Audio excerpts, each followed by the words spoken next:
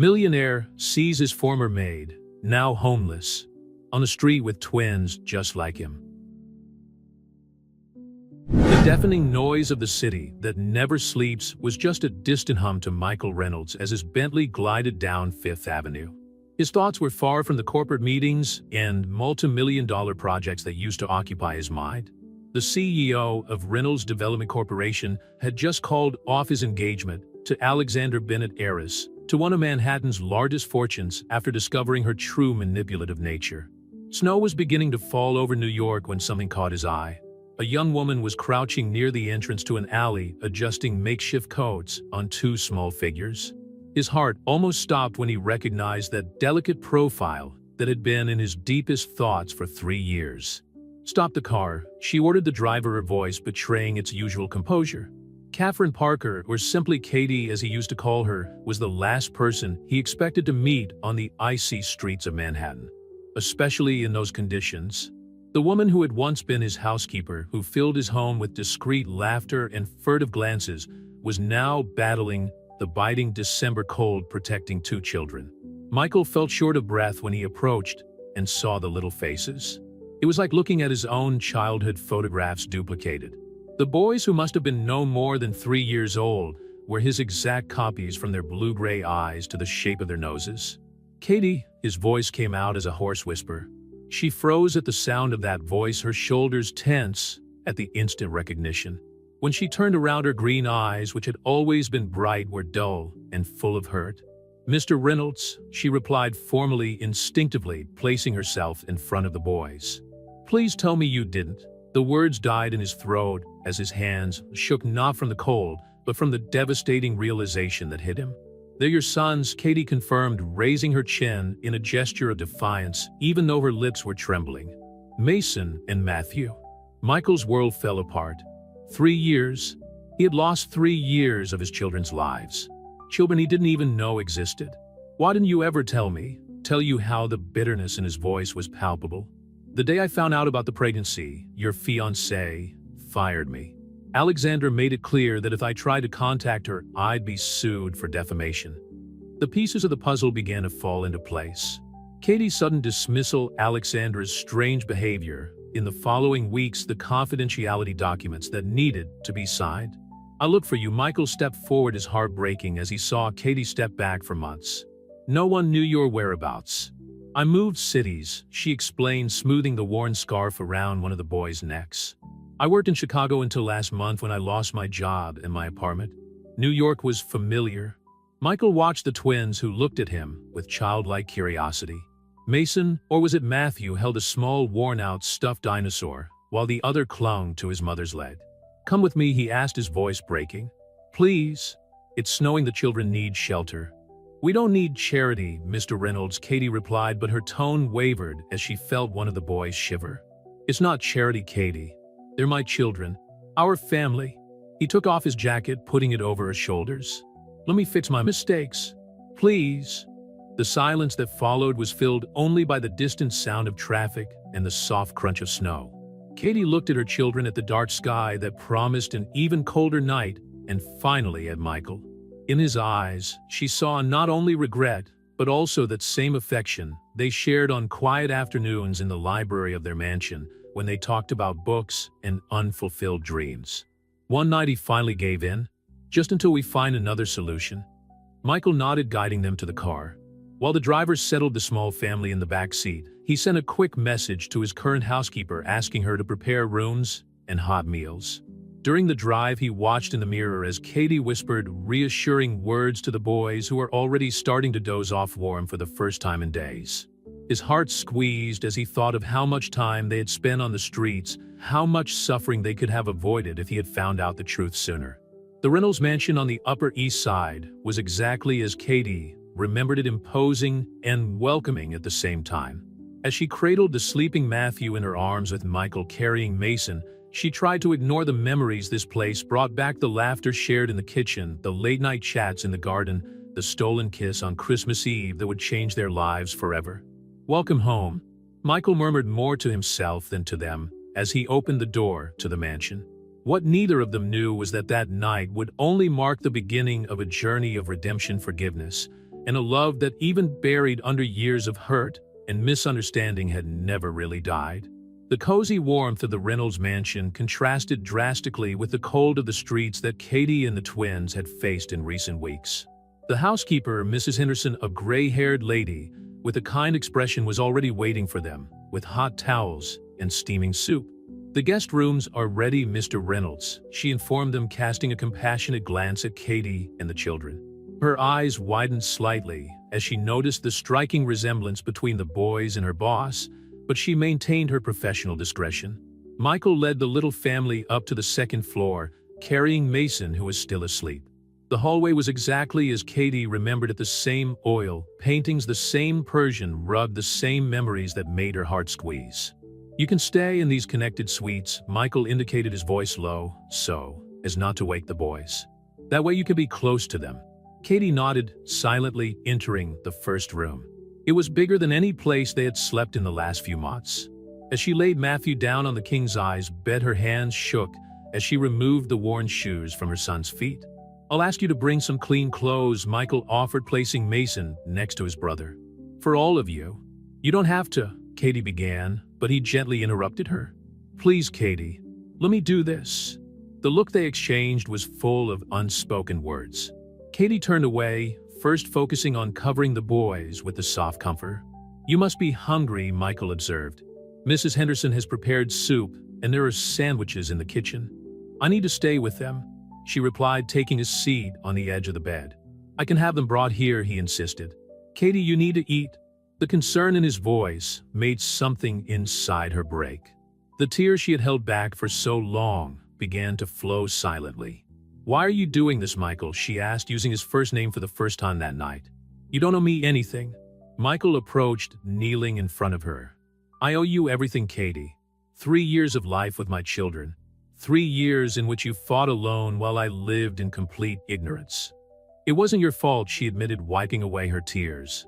"Alexandra, she was controlling and manipulative," Michael added, his face hardening. "I found out too late, but I never imagined that she was capable of." "Katie, if I'd known about the pregnancy, you would have done what?" Katie asked, years of hurt overflowing. "Canceled your wedding to the perfect heiress to be with the housekeeper." "Yes," his answer was immediate and firm. "Because I was already in love with you." The silence that followed was deafening. Katie looked at the twins, sleeping peacefully, their small breaths synchronized. "Mason had a fever last week." She changed the subject, her voice shaking. "There was no money for medicine. A nurse from a shelter helped us," but her voice faltered. Michael felt his heart break. "Never again," he promised. "They'll never be in need again. And neither will you." "I can't take your money, Michael." "It's not about money, Katie. It's about family. Our children deserve to know their father." "And he hesitated. "I want to meet them. I want to know everything about them. Their tastes, their personalities, their first words." Katie closed her eyes, remembering the day Matthew said "Mama" for the first time, followed seconds later by Mason. How she wished Michael had been there to share that moment. "Matthew loves dinosaurs," she began softly. "Mason prefers strollers. They're different in almost everything except stubbornness. That's what they got from you." A small smile appeared on Michael's lips. "Go on," he ordered. For the next hour, Katie shared stories about the twins while eating the soup Mrs. Henderson had brought. She talked about their first words, their first steps, their little personalities that developed in different ways despite their identical appearance. Michael absorbed every word like a thirsty man in the desert. Occasionally his eyes would fill with tears as he realized all that he had lost. "They're asking about you," Katie finally revealed. "They started a few months ago. While they didn't have a father like the other children." "What did you tell them?" "That their father was a good man who didn't know about them, but that he would love them very much if he did." Michael reached for her hand, squeezing it gently. "You were right about the last part." Katie didn't withdraw her hand, but her gaze was distant. "What happens now, Michael?" "Now," he replied, "you stay. For as long as it takes. I'll hire the best lawyers to legally guarantee my paternity, and then we'll make it work. As a family, if you give me the chance." Katie looked at her sleeping children, at Michael's hand still on hers, and at the life they could have, the life she had secretly dreamed of during those lonely nights in Chicago. "One day at a time," she finally answered. Michael nodded, realizing that he would have to win back not only her trust, but also her heart. And for the first time in 3 years, they both felt a small flame of hope ignite in their bruised hearts. The Reynolds mansion awoke the next morning to the sound of children's laughter echoing through the corridors. Michael, who had barely slept to review the events of the night before, found the twins curiously exploring the grand entrance hall, while Katie tried without much success to contain her enthusiasm. "Daddy," shouted Mason, or was it Matthew, when he saw him coming down the stairs. The word hit Michael like a punch in the gut, making his heart skip a beat. Katie froze, clearly not expecting such a spontaneous reaction from the children. "Sorry," she muttered.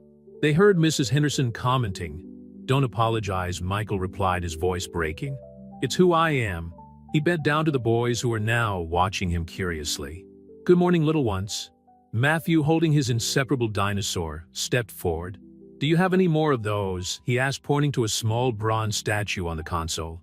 "In the library," Michael smiled. "Do you want to see it?" The boy's eyes lit up, and soon Michael was leading his newfound family through the oak double doors. Katie followed, her conflicting emotions evident on her face.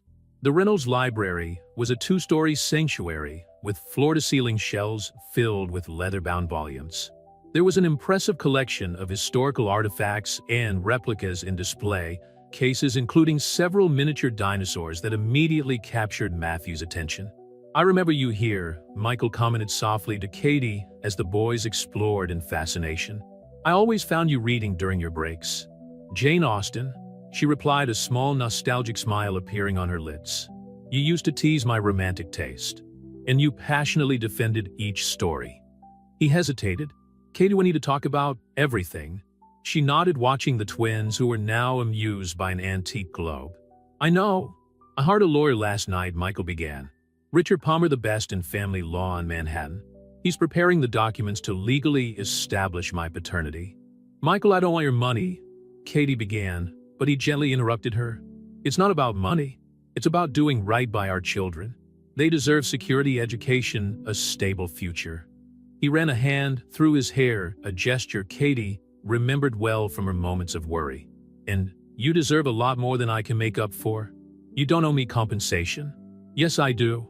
If I had realized earlier who Alexandra really was," his voice hardened, "she'll be held legally accountable for her actions." Katie touched his arm gently. "I don't want any more drama or scandals. The boys have been through enough." Her touch, however brief, sent an electric current through Michael's body. "How did you survive in Chicago?" "I worked as a receptionist in a medical clinic," she explained. "The salary was enough for a small apartment and basic necessities. But when the clinic closed," her voice faltered. "Why didn't you seek help? Pride, perhaps? Or fear?" Katie watched Mason try to climb into an armchair. "And after all this time, it seemed too late." Michael moved closer to her, lowering his voice. "It could never be too late, Katie. What we had, what I felt for you—" "Mr. Reynolds," Mrs. Henderson interrupted from the doorway. "Excuse me, sir, but Mr. Palmer is on the phone. He says it's urgent." Michael nodded, reluctant to leave the conversation unfinished. "I'll take it in the office. Katie, please make yourself at home. Mrs. Henderson has prepared breakfast." When he left, Katie allowed herself a moment of weakness, closing her eyes and taking a deep breath. The memories of that library were almost overwhelming. The afternoons, sharing favorite books, the discussions about literature that always seemed to have a deeper subtext. The moment when she realized she was hopelessly in love with her boss. "Mom," Matthew called out, bringing her back to the present. "Look what a book." "Yes, love," she smiled, coming closer. "Your father always loved reading." "Just like you," Mason commented, surprising her. Sometimes he forgot how observant his children were. In the office, Michael tried to concentrate on his conversation with Palmer, but his mind kept going back to the family in the library. "The documents will be ready this afternoon," Palmer informed him. "But Michael, I have to warn you, this could turn into a media circus when it leaks. The CEO of Reynolds Development with secret children, the press will go crazy." "I don't care about the press," Michael replied firmly. "My priority is to guarantee my children's rights and protect them and Katie from any negative exposure." "What about Miss Bennett?" "Alexandra made her choice 3 years ago. Now she will face the consequences." After ending the call, Michael returned to the library, finding Katie sitting on the floor with the boys reading a story. The scene was so natural, so perfect, that for a moment he forgot about the 3 lost years. Daddy, sit down, Mason called out, tapping the rug next to him. Michael didn't hesitate, joining the small family circle. Katie continued, reading her soft voice, bringing the words to life while the boys snuggled between them. It was at that moment, surrounded by the warmth of his unexpected family, that Michael made a silent promise. He would do anything to keep Katie and the twins in his life, to make up for lost time, and above all, to win back the heart of the woman he had never stopped loving. The news exploded in the main New York tabloids even before lunch. CEO of Reynolds Development has secret heirs, screamed the headlines. Michael watched the notifications multiply on his cell phone, while Katie fed the twins in the mansion's kitchen. We need to talk about this, he said, showing the news to Katie, who visibly paled. How did you find out so quickly? She asked, wiping Mason's face with a napkin. Alexandra, Michael replied, his voice laced with bitterness. Palmer just informed me that she gave an exclusive interview, painting herself as the betrayed bride. Katie closed her eyes for a moment, trying to control her emotions. Children can't be exposed to that. I agree. That's why I've made some arrangements. Michael sat down next to them at the kitchen table.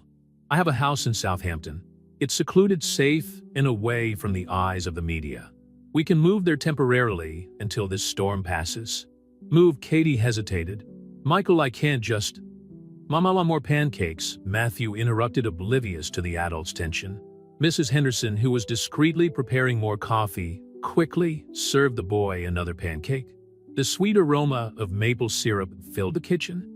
Katie, Michael seized the moment when the twins were distracted by breakfast. I know it's a lot to ask, but think of the boys. Reporters are already flocking to the gates. In a matter of hours, we'll have helicopters flying over the estate.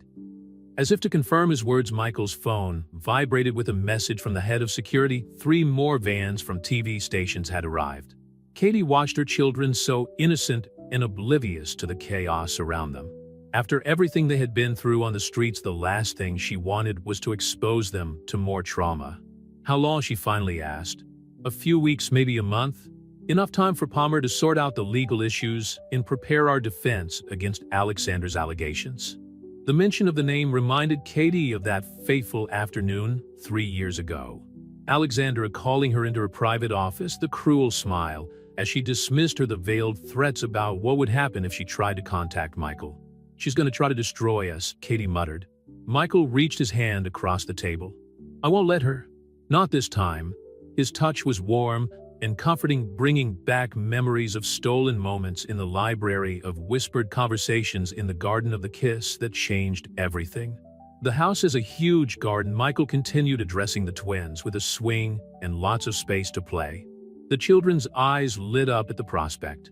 Can we take Rex? Mason asked, squeezing his stuffed dinosaur. Sure thing, champ. Michael smiled, feeling his heart melt at his son's innocence. Rex will have his own room if he wants. Katie watched the interaction, amazed at how naturally Michael took on his role as father.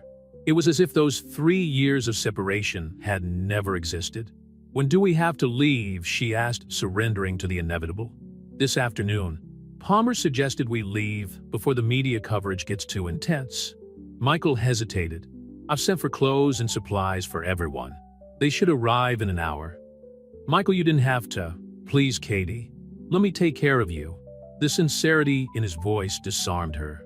She nodded silently, turning her attention to the boys, who were now arguing animatedly about which toy they should take first.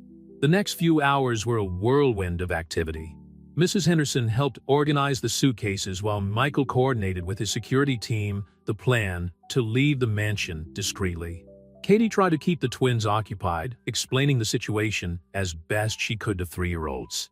It's going to be like an adventure, she said, helping Matthew choose his favorite toys. Like those stories we read.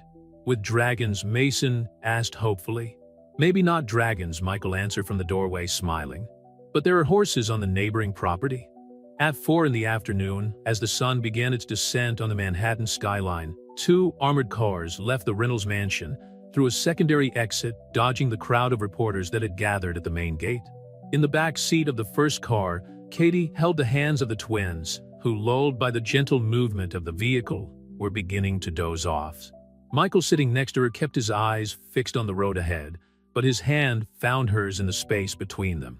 It's going to be okay, he promised softly. Katie wanted to believe.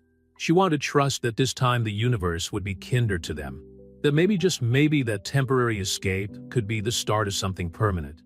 As the car left the city behind, taking them towards Southampton and an uncertain future, Katie allowed herself a moment of hope.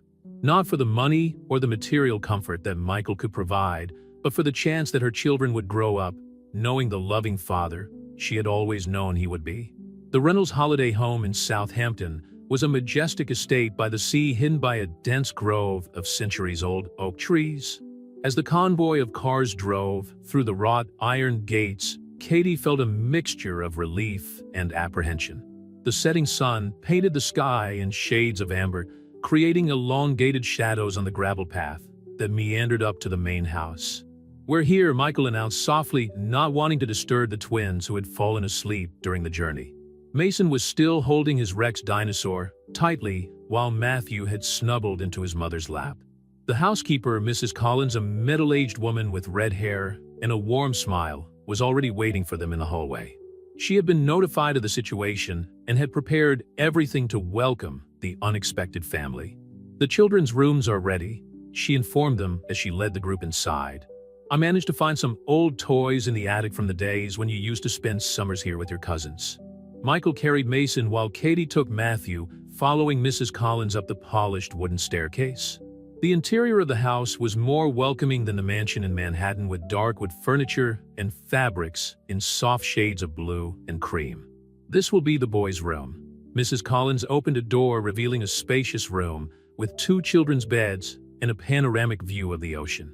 "In your room, Ms. Parker, is the adjoining one with a connecting door." Katie noticed that Michael tensed when the housekeeper didn't mention where he would be sleeping, but remained silent as they settled the twins into their new beds. "I'll prepare a light supper," Mrs. Collins offered. They must be hungry after their journey. When they were alone, the silence between them was almost palpable. Katie adjusted the boys' covers, avoiding looking directly at Michael. "Katie," he began, his voice low, "I know this situation isn't ideal." "Michael," she interrupted, finally facing him. "What are we doing, really?" He took a step towards her, but stopped when she instinctively stepped back. "Protecting our family. For how long? We can't hide forever." "We're not hiding. We're regrouping." Michael ran a hand through his hair, a gesture Katie recognized as a sign of his frustration. "Palmer is preparing an official statement for tomorrow. We'll control the narrative, present the facts in a clear and dignified way." "And Alexandra," the name made Michael's face harden. "She made a mistake by going to the media first. Palmer is already collecting evidence of her actions 3 years ago, the unfair dismissal, the threats, the forced confidentiality agreement. I don't want a public war, Michael. The boys don't deserve that. Neither do you." He moved closer again, and this time Katie didn't flinch. "You deserved a lot more than to suffer alone all these years." The sound of the waves breaking on the beach came muffled through the windows, creating a melancholy soundtrack for the moment. "There were nights," Katie confessed, her voice almost a whisper, "when I would lie awake looking at them, seeing their faces in every line, wondering if I'd made the right choice not to fight anymore." Michael touched her face, gently wiping away a tear she hadn't even realized had escaped. "I dreamed of you. Even after all those months of searching, even after Alexandra insisted that you had chosen to leave. Something inside me knew there was more to the story." A small movement on the bed caught both their attention. Mason had turned over, still asleep, Rex tightly hugged against his chest. "They're amazing," Michael commented, watching his sons. "You've done an amazing job, Katie. They're just like you," she smiled slightly. "Not just in appearance. Matthew has a stubbornness, and Mason has inherited your protective streak." The moment was interrupted by a soft knock on the door. Mrs. Collins informed them that dinner was being served on the covered terrace, where they could keep an eye on the children through the room's French doors. Over dinner, they talked about practical arrangement school for the twins' immediate needs planned for the next few days. But under every word hung the weight of 3 years of separation, of unresolved feelings, of a love that never had a chance to fully blossom. "Tomorrow I can show you the property," Michael offered as they finished their meal. "There are safe trails through the woods, and the beach is private. The kids will love it." Katie nodded, realizing that for the first time in a long time, she felt truly safe. "Michael," she called as he got up to leave. "Thank you. For not giving up. He paused, looking at her with an intensity that made her heart race. I'll never give up on you, Katie. Never again. As she prepared for bed, that night the sound of the ocean, like a distant lullaby, Katie allowed herself to imagine a different future.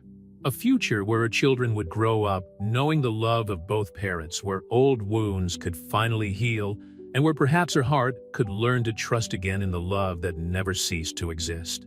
The dawn in Southampton brought with it a calm that Katie had forgotten was possible. The rhythmic sound of the waves and the salty breeze coming in through the window were a striking contrast to the chaos of the Manhattan streets, where she and the twins had spent the last few weeks. Matthew was the first to wake up, his small figure appearing at Katie's bedroom door, still in his pajamas, dragging Rex along the floor. "Mummy, there's a sea out there," he exclaimed, his blue eyes so identical to Michael's, sparkling with childish excitement. "Yes, love," Katie smiled, picking him up. "Do you want to go and have a closer look after coffee?" Mason was quick to join them, and soon the three of them went downstairs to the kitchen, where Mrs. Collins was already preparing pancakes. Michael was sitting at the scullery table, surrounded by newspapers and his laptop, his expression tense as he read the day's headlines. "Good morning," he greeted, his face instantly softening at the sight of his family. "Did you sleep well?" "Dad, can we go in the water?" Mason asked, climbing into a chair next to him. "After coffee," Michael replied, closing his laptop. "But first we need to establish some safety rules." Katie noticed his hesitation at the mention of security. "Is the news bad?" Palmer managed to contain the worst of it, he explained, buttering a piece of toast for Matthew. "But Alexandra gave another interview. She's trying to paint a narrative that you—" He looked at the boys, choosing his words carefully. "Planned everything from the start." Katie felt her stomach turn. How could she? "It doesn't matter," Michael interrupted her gently. "Palmer has enough evidence to disprove every allegation." Even he hesitated. "We found the bank transfer she made for you to leave town." The silence that followed was broken only by the sound of the twins chewing their pancakes, oblivious to the tension between the adults. "Did you know?" Katie finally asked, her voice trembling. "I found out last night," Michael replied, his expression a mixture of anger and regret. "Katie, why did you take the money?" She closed her eyes, the memories of that day coming back full force. "I was pregnant, scared, and out of options.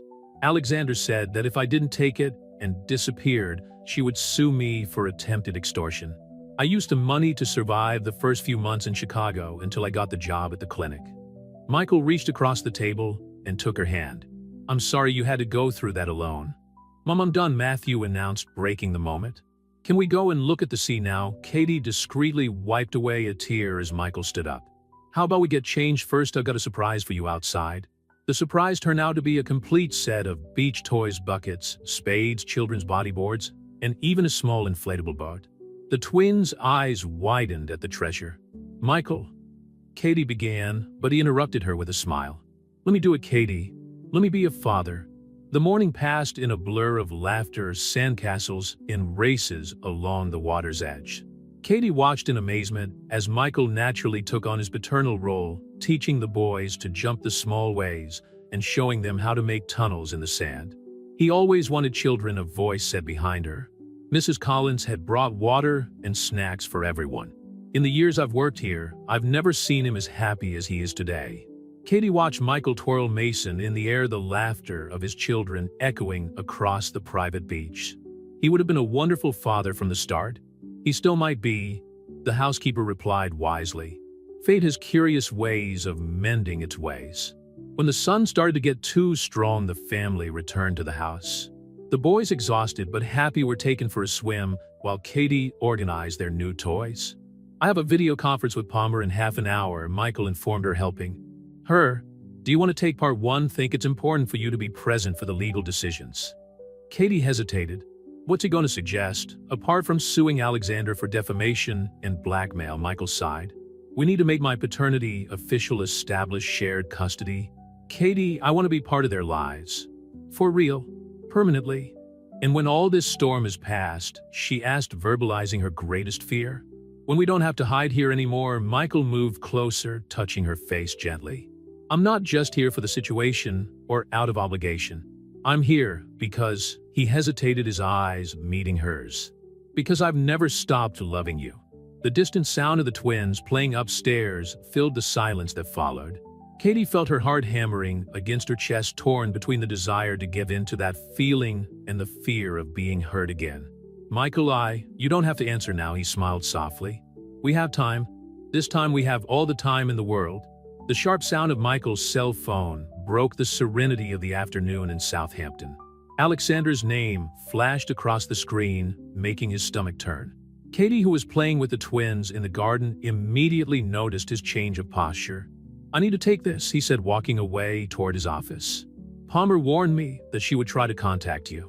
Katie nodded, trying to disguise her apprehension as she helped Matthew build a trolley track in the grass. Through the office window, she could see Michael gesturing, his face becoming increasingly tense. "Mr. Michael looks angry." Mason observed his childlike perception, surprising Katie. "Sometimes adults need to solve complicated problems, darling," she explained, kissing the top of his head. 15 minutes later, Michael emerged from the office, his blue eyes stormy. "She's coming over."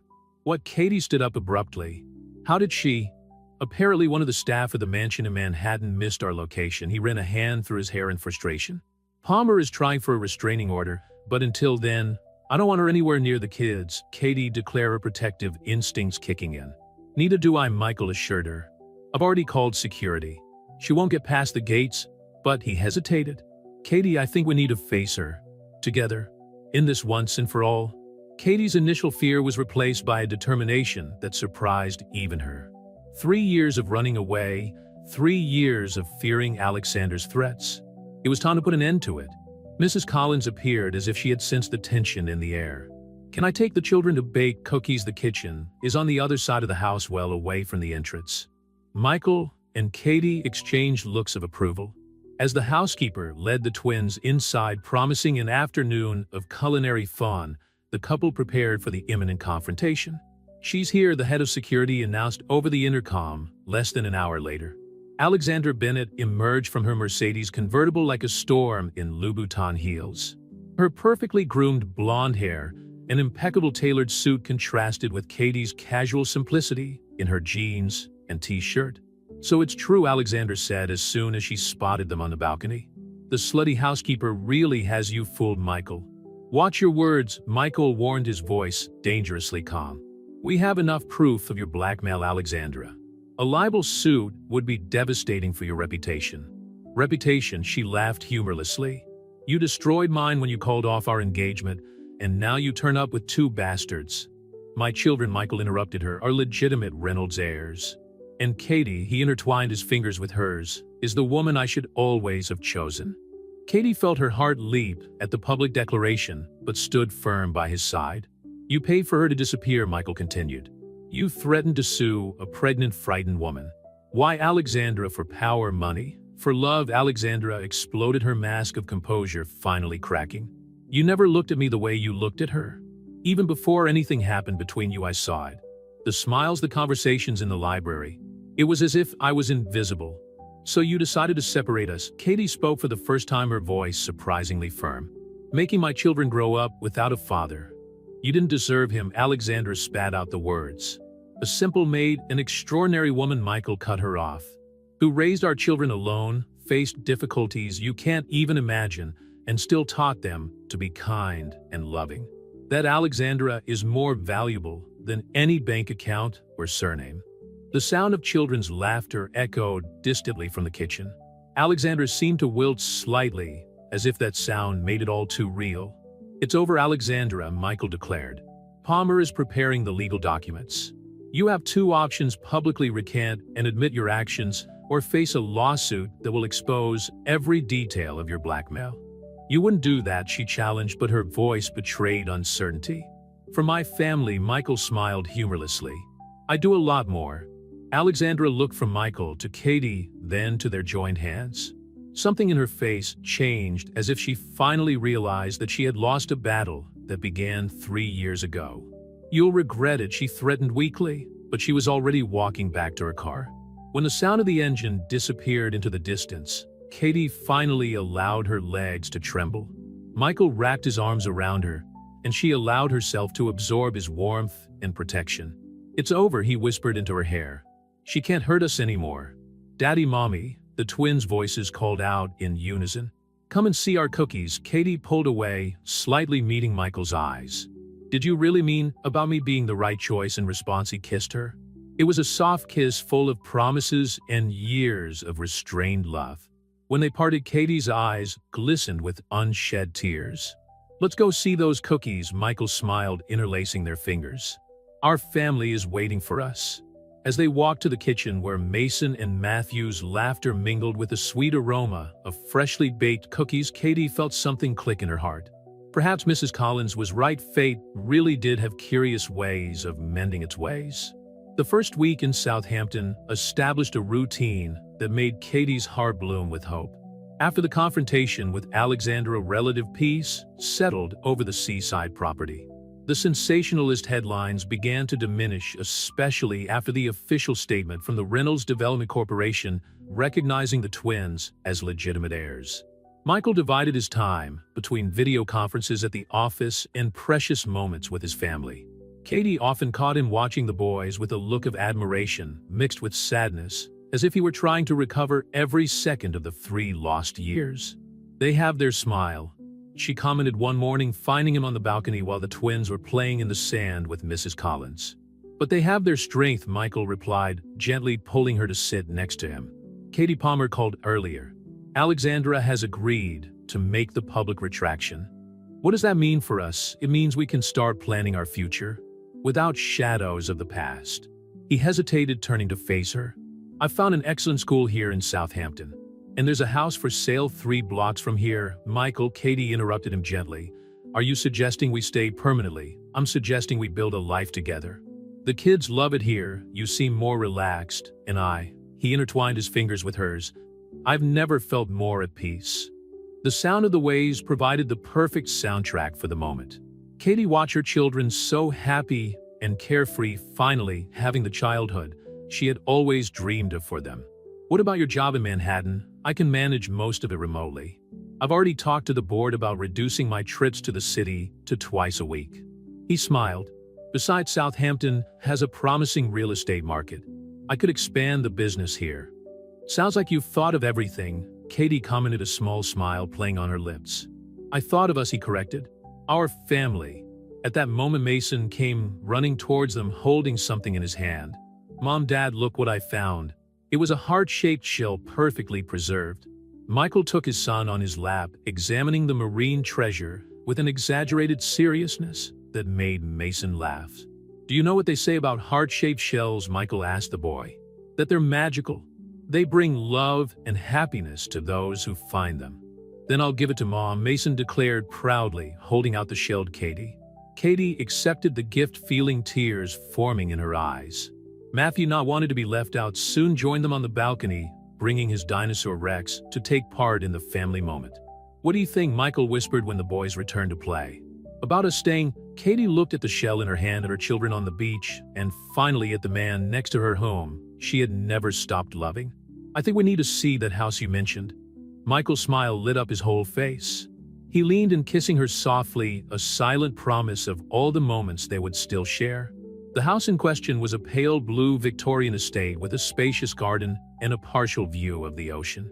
It had 5 bedrooms, a library that made Katie's eyes light up, and an attic that Michael immediately declared was perfect for a playroom. The boys would have their own rooms, he commented as they walked through the rooms. And we'd still have room for an office for you. For me, Palmer mentioned that you'd started a literature course before. He hesitated. I thought you might want to resume your studies. There's an excellent university, half an hour away. Katie stopped in the middle of what would be the living room, watching as the sunlight created patterns on the wooden floor through the French windows. Do you really want that? An ordinary life in Southampton? Michael approached, holding her hands. I want an extraordinary life with you and our children. Whether it's in Southampton, Manhattan, or anywhere that makes us happy. What if it doesn't work out? She verbalized her greatest fear. What if we discover that 3 years is too long to recover? Then we'll build new memories, he replied with conviction. Katie, I'm not asking you to forget the past. I'm asking you to let me be part of your future. That night after the twins had gone to bed, Katie found Michael on the beach. He was sitting on the sand, watching the stars that dotted the dark sky. We're gonna need new furniture, she said, sitting down next to him. And paint the walls. Michael turned to her, his eyes shining with hope. Does that mean Emmy's on a try? Katie smiled. For us. For our family. He pulled her into a kiss that spoke of promises, second chances, and a love that had survived 3 years of separation. When they parted, Katie rested her head on his shoulder, finally feeling at home. The boys will love having a yard of their own, she commented. Matthew is already planning where he's going to put his dinosaur collection. And I'm already planning where I'm going to put a swing, Michael added. And maybe a dog, Katie laughed. One step at a time, Mr. Reynolds. We have all the time in the world, Mrs. Parker, he replied, kissing her forehead. All the time in the world. The move into the blue Victorian house took place gradually over the next 2 weeks. Michael insisted on renovating a few rooms before the family settled in for good, transforming the space into something that reflected the new life they were building together. The boys' room needs to be perfect, he declared as he supervised the painting of the walls, a soft shade of blue for Mason and sage green for Matthew, colors that the boys themselves had chosen with all the seriousness that 3-year-olds can show.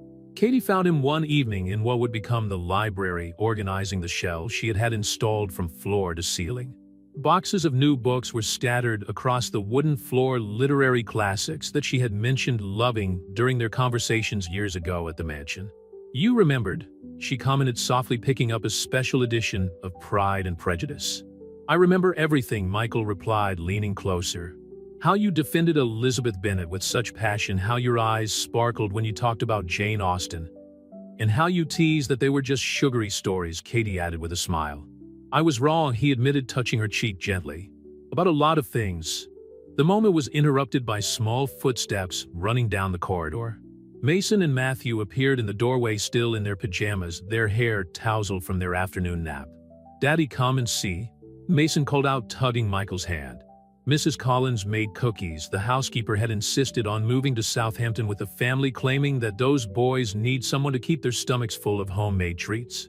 In fact, everyone knew that she had become deeply attached to the twins.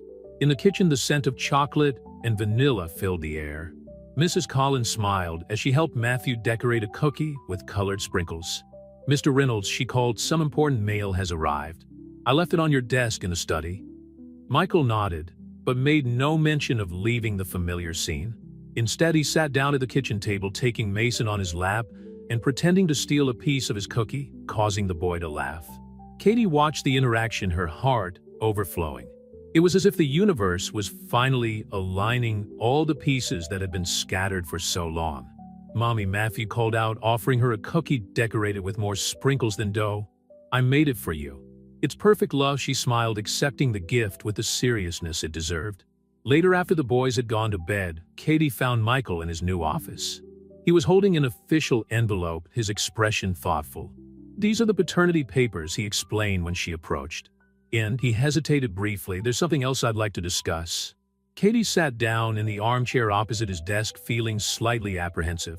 What is it? Palmer suggested that in order to fully protect the boys' rights, we should. He snorted, looking nervous for the first time since Katie had met him.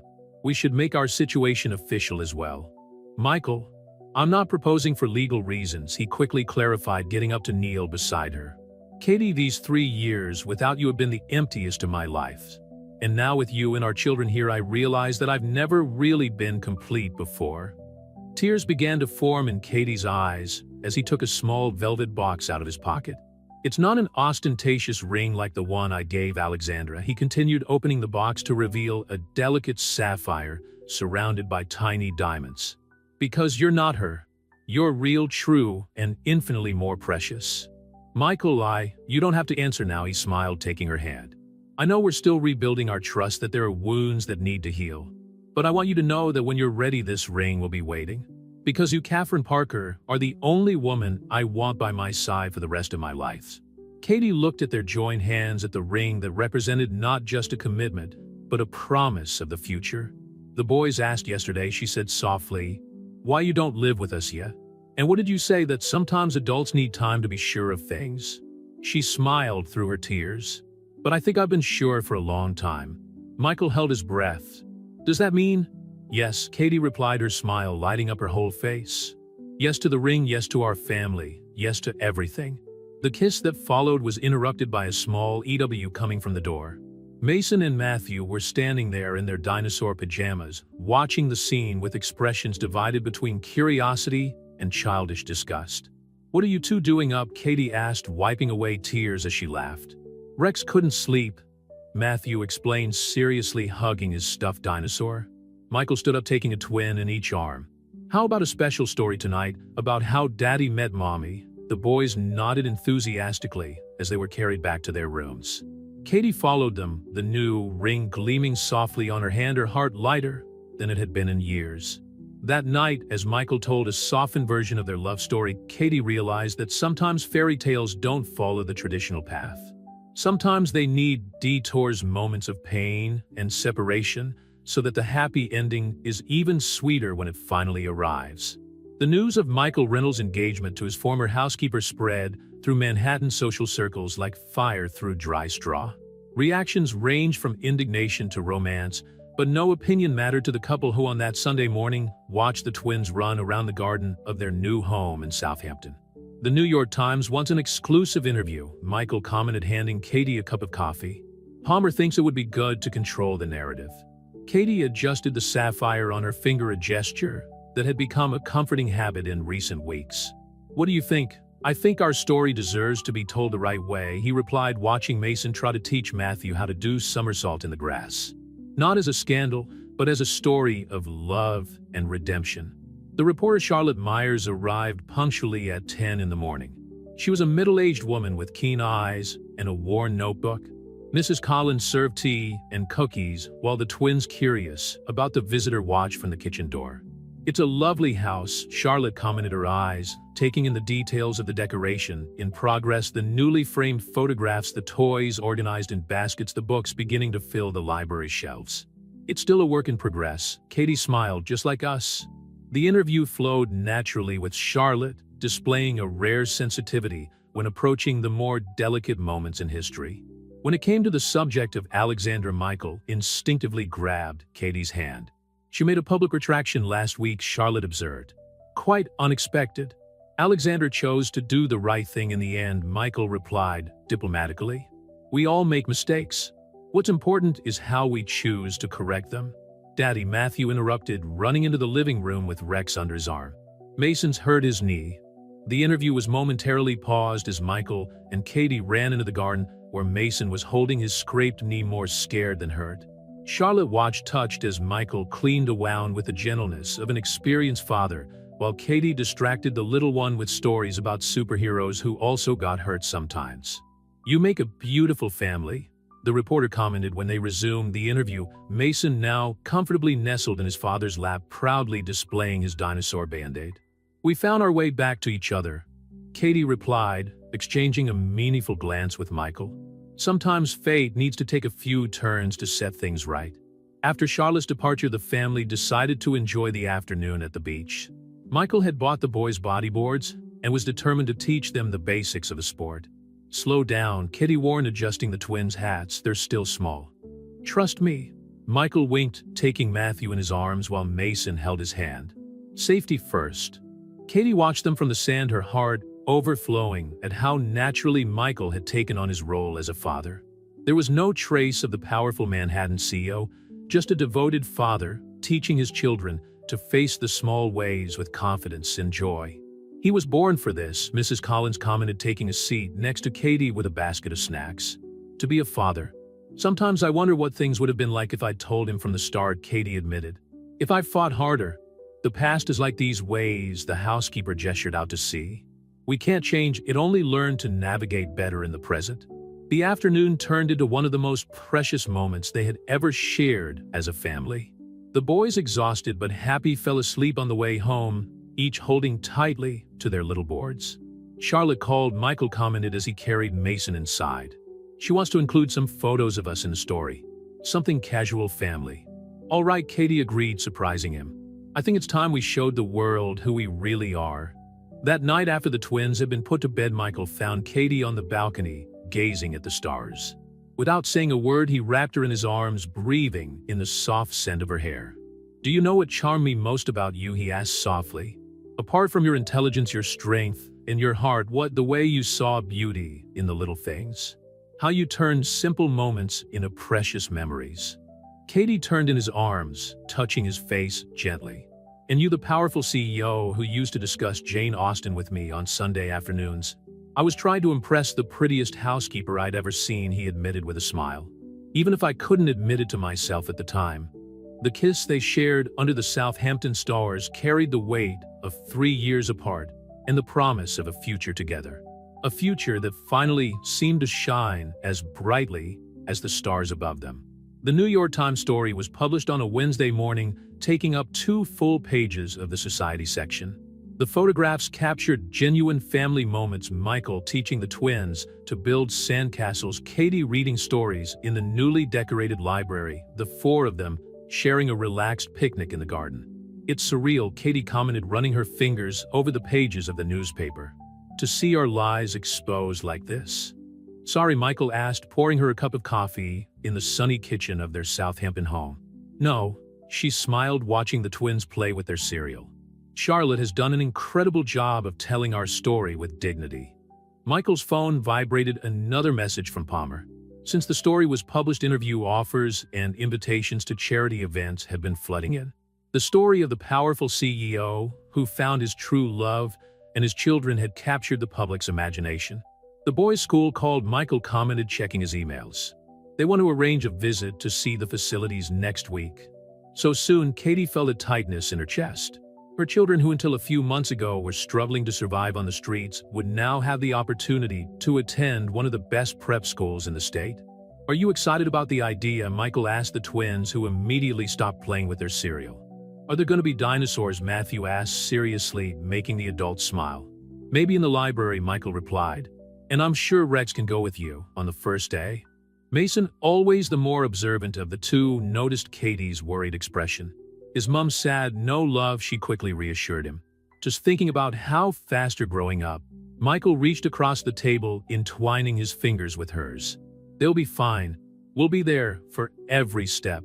After coffee, while Mrs. Collins entertained the boys with a finger-painting session, Michael found Katie in the library.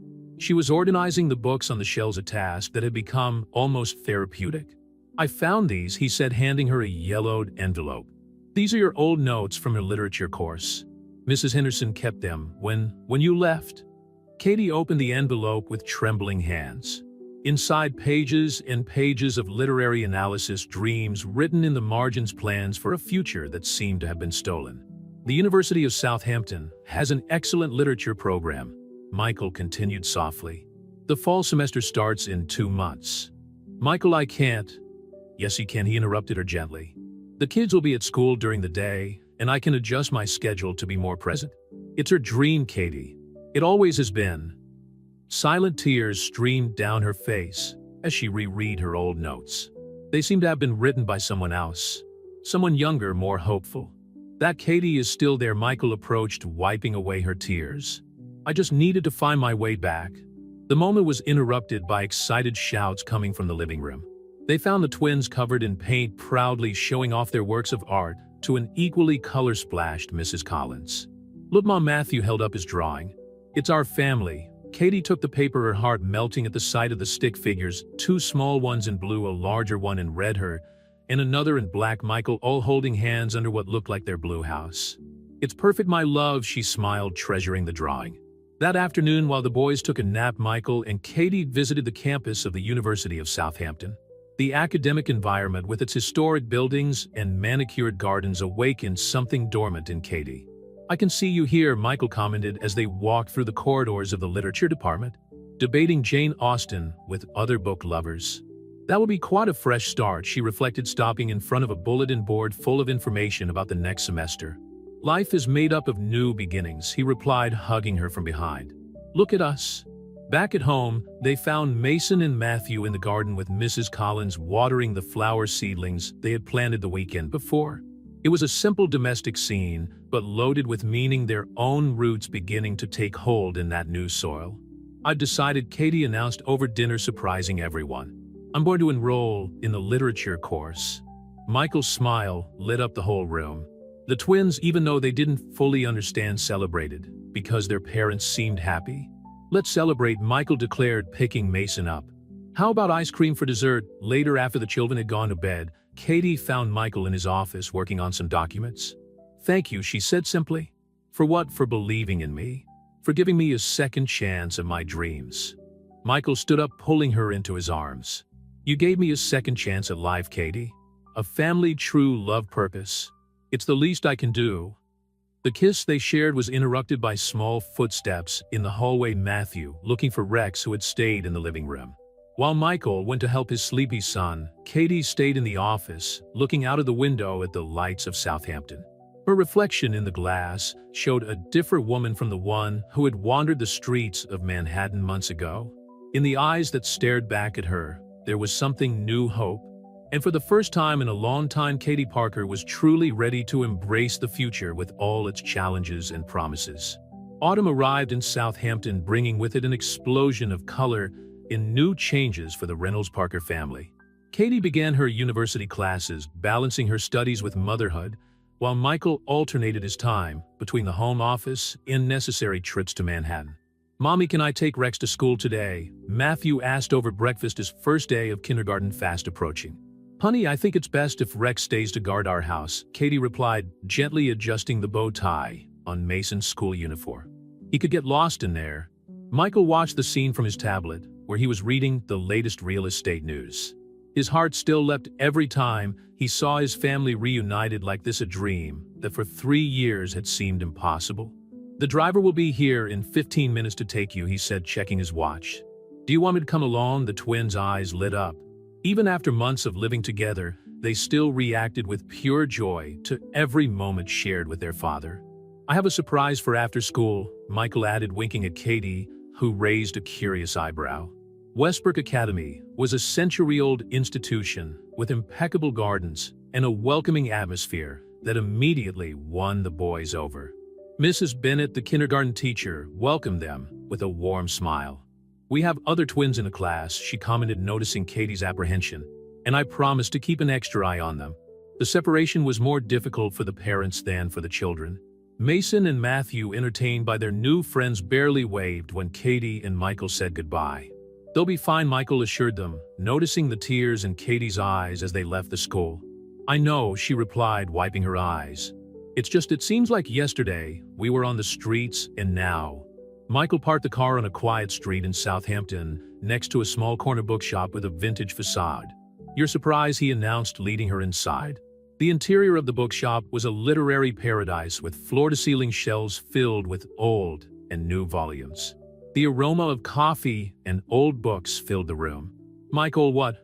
"It's for sale," he explained, watching her reaction. "The owner is retiring. I thought maybe when she finishes her degree." Katie ran her fingers along the spines of the books, her heart racing with the possibilities. "A bookshop of our own, with a literary cafe on the mezzanine," Michael continued, pointing to the top floor. "You always talked about creating a space where people could get lost in stories. But your developer, it can wait," he added. "Katie, I want to build something with you. Not just a family, but a legacy." Mrs. Roberts, the current owner, emerged from the back area. She was an elegant lady with tortoiseshell glasses and a pearl necklace. "I'm Mr. Reynolds," she smiled. "And this must be your fiancé. Come, let me show you the hidden treasures." For the next hour, they were guided through every corner of the bookshop. Mrs. Roberts shared stories about memorable customers, about rare first editions stored in the basement, about the reading group that had been meeting every Wednesday for more than 2 decades. "This place needs someone who loves stories as much as I do," she commented, watching Katie examine a first edition of Persuasion with reverence. "Someone who understands that books aren't just products, they're portals to other worlds." When they left the bookshop, Katie was silent, lost in thought. Michael respected her space, driving back home, where Mrs. Collins was waiting for them with lunch ready. "It would be quite a change," Katie finally said as they ate lunch on the porch, basking in the soft autumn sun. "You have time to think about it," Michael replied. "Mrs. Roberts doesn't want to sell to a big chain. She wants someone who will preserve the soul of the place." "How do you always know?" Katie asked softly. "How do I always know what's in my heart even before I know it myself?" Michael smiled, taking her hand on the table. "Because your heart and mine are connected, Katie. They always have been." The rest of the afternoon passed quickly between preparations to pick up the twins and household chores. When they finally picked the children up from school, they found Mason and Matthew excitedly telling Lucy about Rex and his dinosaur collection. "Looks like you've made a new friend," Charlotte commented, approaching Katie. "Lucy's already planning a paleontology club. We could hold meetings in the bookshop," Katie replied without thinking, surprising herself with how natural the idea was. On the way home, while the twins were telling each other about their first day, between sound bites of the cookies Mrs. Bennet had handed out, Katie realized that some decisions don't have to be difficult. Sometimes they are already written in our hearts, just waiting for the right moment to be revealed. "Michael," she called as the children ran into the house to show their drawings to Mrs. Collins. About the bookshop, her smile said everything she needed to know. Sometimes the best chapters in our lives are the ones we don't plan to write. The transformation of Mrs. Roberts' old bookshop into Tales and Coffee happened gradually over the winter. Katie devoted her afternoons between university classes and renovating the space, while Michael divided his time between real estate projects and overseeing the necessary structural changes. "The mezzanine will be perfect for the cafe," he commented one particularly cold afternoon, watching the carpenters install the new wooden floor. "And I thought I'd turn the basement into a space for literary events." Katie, who was organizing a box of first editions found at the back of the store, smiled at his enthusiasm. For someone who years ago teased her love of novels, Michael had become surprisingly invested in the project. Lucy asked if she could have the first dinosaur club meeting here. She commented, recalling her conversation with Charlotte during the last parents' meeting at Westbrook Academy. "Apparently Matthew has already recruited half the class."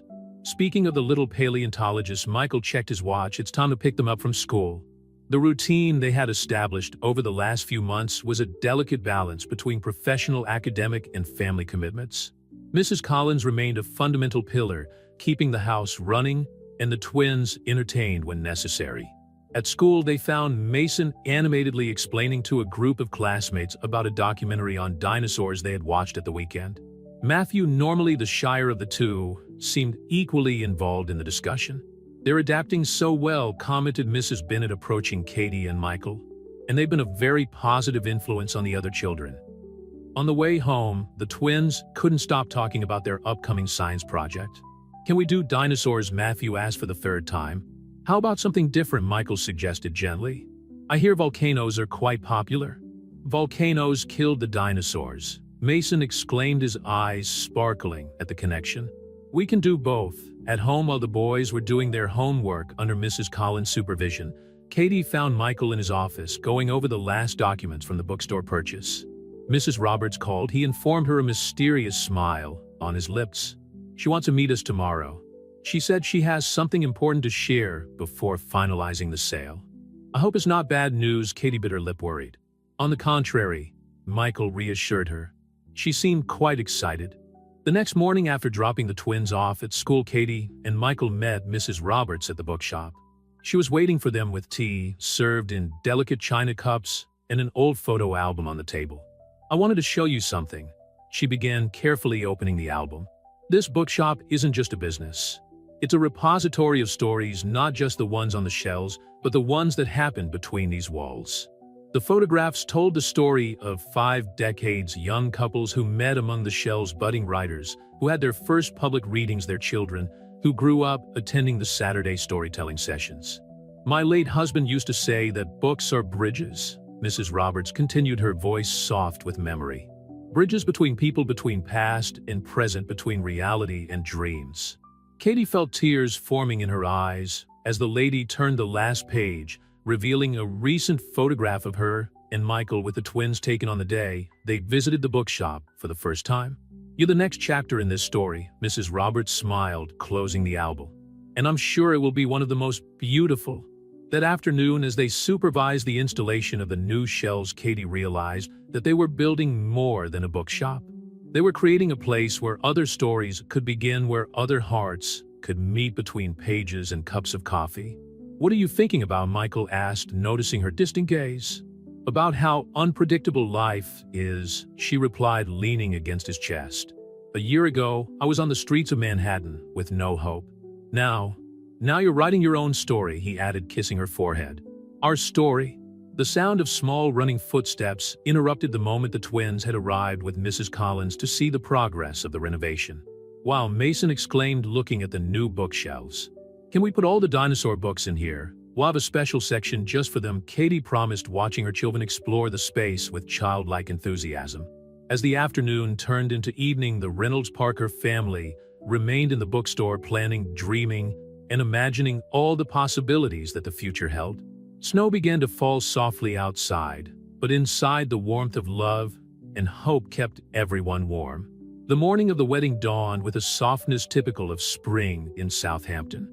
Katie watched from her bedroom window as the final preparations were made in the garden of the blue Victorian house, where an elegant marquee had been set up for the intimate ceremony. "The boys are ready," Mrs. Collins announced, entering the room with an excited smile. "And perfectly adorable in their little tuxedos." As if summoned, Mason and Matthew rushed in their bow ties, already slightly askew. Rex, the inseparable stuffed dinosaur, wore a miniature bow tie around his neck. "Mom, you look like a princess," Mason exclaimed, his blue eyes so identical to his father's wide at the sight of Katie in her wedding dress. The dress was a masterpiece in lace and silk, simple and elegant like Katie herself. Nothing ostentatious or exaggerated, just perfect in its delicacy. "Mrs. Roberts has arrived," Matthew informed them, holding Rex carefully so as not to crumple his tie. "She's brought a big book," Katie smiled, knowing exactly what it was about. The former owner of the bookshop had insisted on bringing the photo album to add another chapter to the history of the establishment that now officially belonged to Katie and Michael. "Lucy's already here too," Mason added. She said she'd brought a surprise for the Dinosaur Club. Charlotte Myers, who had become a close friend over the last few months, entered the room carrying the bouquet of white roses and lavender. "It's time," she announced softly. The garden had been transformed into a fairy tale setting with wildflowers and delicate lights decorating every space. The few guests, just family and close friends, were already in their places when the music started. Mason and Matthew entered first, carrying the rings with all the seriousness they could muster. Rex, of course, accompanied them to his place of honor in Matthew's arms. Michael was waiting at the makeshift altar, his smile lighting up the whole garden when Katie appeared. 3 years apart, months of reunion and reconciliation, all culminating in this perfect moment. "You look stunning," he whispered when she arrived at his side. The celebrant, a justice of the peace who was a regular at the bookshop, smiled at the couple before the ceremony began. "We are here today to celebrate not just a union, but a love story that proves that sometimes we need to lose ourselves to truly find each other." The vows were simple and deeply personal. Michael spoke about second chances and redemption, about the love that never died, even in the years of separation. Katie spoke about forgiveness and renewed trust, about building a future together from the fragments of the past. "Mommy's crying," Mason whispered loud enough for everyone to hear, provoking soft laughter among the guests. "Daddy too," Matthew added, making Michael laugh through his own tears. When the rings were exchanged and the kiss sealed the union, the small group of guests burst into applause. Mrs. Roberts discreetly added another photograph to her album, the complete Reynolds-Parker family, finally official in every sense. The reception was held in the bookstore itself, now completely renovated and ready for its grand opening the following week. The bookshelves created a cozy and unique atmosphere, and a new cafe on the mezzanine served champagne and small sweets. For our first official event, Mrs. Roberts raised her glass in a toast. "We couldn't have chosen a more beautiful story to tell." Lucy, who had become inseparable from the twins, announced that the Dinosaur Club would have its own permanent space in the bookshop, a surprise organized by Charlotte and Michael. "And Rex will be the official mascot," she declared solemnly, to Matthew's delight. As the afternoon progressed, Katie and Michael found a quiet moment among the shelves of the novel section, appropriately enough. "Do you know what I love most about this place?" Katie asked, her fingers entwined with his. "How each book represents a possibility, a new adventure waiting to begin." "Like us," Michael smiled, pulling her closer. "Every day is a new chapter for us to write together."